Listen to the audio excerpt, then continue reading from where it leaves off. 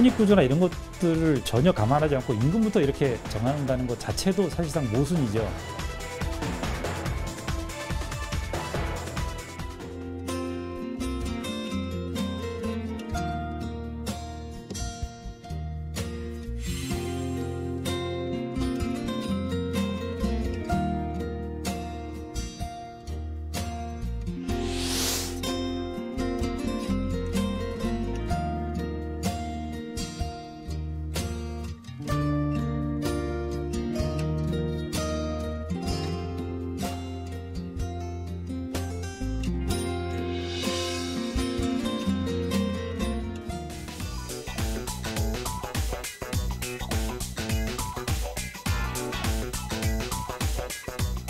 김성환 평론가, 양지열 변호사 자리했습니다. 어서 오십시오. 네, 안녕하세요. 오늘 첫 번째 주제 보겠습니다. 직원들이 임금을 반값으로 낮출 테니까 현대기아차는 더 이상 해외에 공장 짓지 말고 광주에 공장 지어달라. 이른바 광주형 일자리가 조금씩 합의점을 찾아가고 있습니다. 어떤 가능성이 있고 어떤 문제점이 숨어 있는지 하나씩 살펴보겠습니다.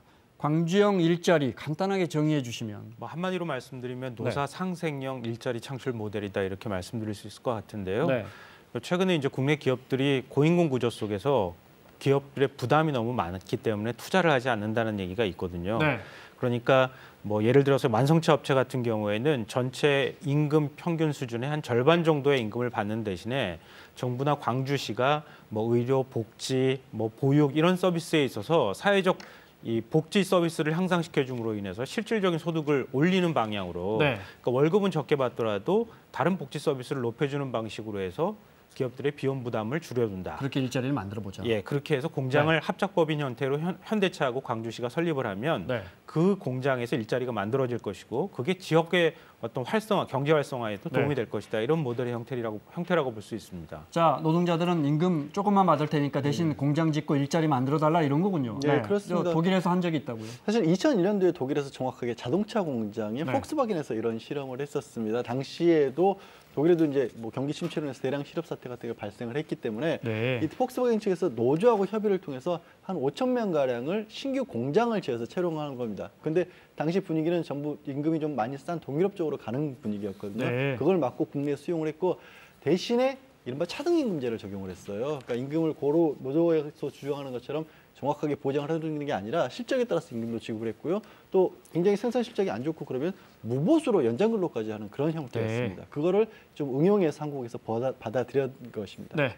자, 광주형 일자리 그동안 어떻게 진행돼 왔는지 화면으로 보겠습니다. 4년 전에 광주광역시가 광주형 일자리 모델이라는 제안을 내놨습니다. 국내 어느 회사든 자동차 공장을 세워주면 광주시가 직원 연봉을 4천만 원 선에서 보장하겠다는 겁니다. 광주에서 연 평균 4천만 원 수준의 사회연대 임금 기반을 구축하게 되면 기업들은 해외로 나가지 않고 광주에서 양질의 일자리를 제공할 수 있게 될 것입니다. 실제 현대 기아차 직원의 평균 연봉이 9천만 원이 넘으니까 절반이 채 안 되는 수준인데요. 하청 중에서 1차 협력업체의 초임이 약 한 3천만 원대 후반 정도였었습니다. 그래서 사실 1차 협력업체의 초임보다는 좀 높은 수준의 초임이 책정될 필요가 있지 않겠나 하는 이제 생각을 했었고요. 문재인 정부도 100대 국정과제에 광주형 일자리를 포함시킬 만큼 이걸 중요하게 생각하고 있고요. 광주시에 제안이 있는 지 4년 만에 지난 6월 현대기아차 그룹이 투자 의향서를 제출하면서 급물살을 타고 있습니다. 노동계든 현대차든 각기 20차례 이상을 만났죠. 현대도 일부 양보, 노동계도 양보 이렇게 접점을 찾는 데 시간이 걸렸던 겁니다. 노사민정 협의의 결의를 거쳐서 그 결과를 토대로 현대차와 다시 만납니다. 최종 문화를 점검하고 최종적인 건 조인식, 투자협약 조인식이죠. 하지만 노동계의 반발로 막판 고비를 맞고 있는데요. 노동계도 들어오고 현대기아차도 당연히 들어오고요. 재계도 그러니까. 그렇죠. 시민단체 들어오고 그다음에 이제 정치계까지 정부까지 진짜 총동원돼서 합의점을 찾으려고 하고 있는데 하나씩 살펴보겠습니다. 한 7천억 원 자본금이 필요하다 그래요. 네. 근데 광주시와 현대차는 한 500억, 600억, 500억 정도? 네. 그러니까 지분 구조를 보면 한 네. 7천억 정도를 투자하게 되는데요. 그러니까 합작법인 형태의 공장을 말씀드리는 겁니다.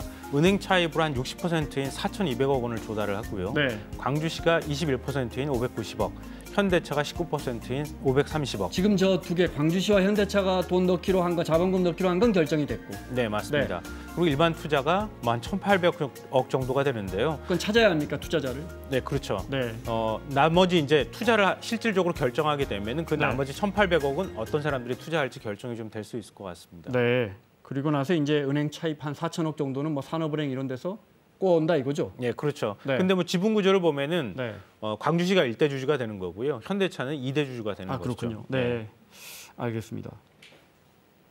월급 얼마 받는다고 뭐 합의가 됐습니까? 그래서 뭐 4천만 원, 3,500만 원? 예, 어느 정도까지 이제 연봉에 관해서 합의가 좀 네. 이루어진 걸로 알려지고 있는데 지금 현대기아차 평균 연봉이 9,400만 원 가량 된다고 합니다. 네. 이래서 그다음에 이게 1차로 내려가게 되면 한 4,900만 원 가량이 되고 그다음에 또 내려가면서 최종적으로 이제 재화청을 받은 경우에는 2,300만 원 정도라서 한 4분의 1 정도밖에 안 되거든요.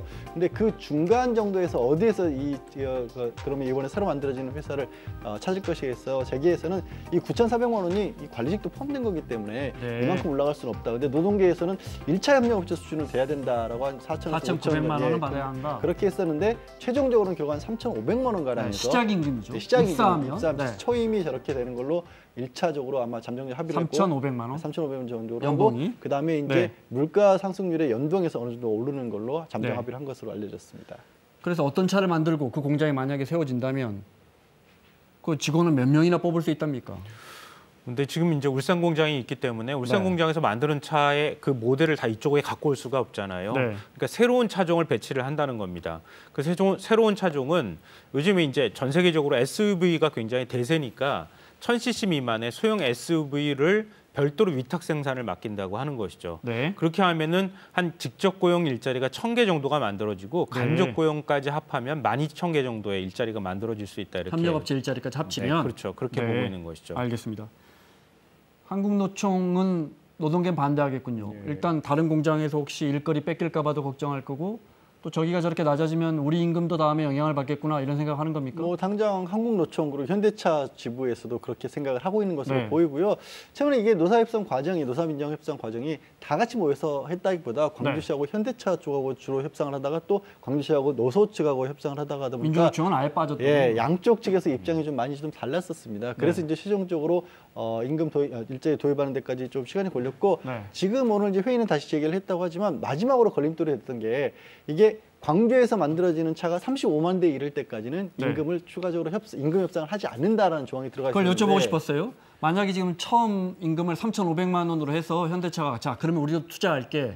다른 투자자들도 자 임금을 이렇게 낮췄다면 우리도 공장 지은데 돈 낼게 해서 들어왔는데 그 다음에 파업이나 또 노사협약해갖고 임금이 올라가 버리면 어떻게 합니까? 그러니까 그런 부분을 막기 위해서 저 조항을 집어넣었던 겁니다. 35만 대 팔릴 때까지는? 그러니까 이 말이 뭐냐면 공장이 안정적으로 돌아갈 아. 때까지는 새롭게 임금 협상하지 맙시다. 네. 대신에 물가 상승률에 준해서는 어느 정도 올려드리겠습니다라는 네. 거였는데 그 부분에 대해서 그럼 아니 이거는 노사 임금 협상이라고 해서 노조의 당연한 권리인데 네. 이걸 어떻게 막겠다고 하느냐. 게다가 지금 10만 대라고 얘기를 하고 있지만 너 내수 경기 사정이라든가 광주 공장이 직접적으로 처음 가동하는 걸 생각을 하면 한 5년 이상 걸릴 수도 있다. 더 걸릴 수도 있다. 그럼 그동안에 확 묶여 있어야 된다는 얘기냐라고 반발을 했던 거죠. 네.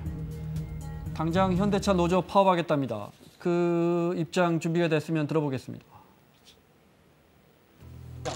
지난주 금요일 이제 다급한 이용섭 광주시장이 현대차 울산공장 찾아서 노조를 만났는데요. 꼭 광주 시민들에게 그리고 광주의 젊은이들에게 희망을 주시기를 간절히 부탁하는 마음으로 이 자리에 찾아왔습니다. 하지만 현대차 노조 입장에서는 이게 차가 공급 과잉될 테니까 또 고용 불안, 아주 안전한 고용이 아니다 이런 부품사까지 들어서 내놨는데요. 원화청관계까지 함께 아우를 수 있는 자동차 산단을 구성한다는 것은 좀 허상을 그리고 있는 것이 아니다.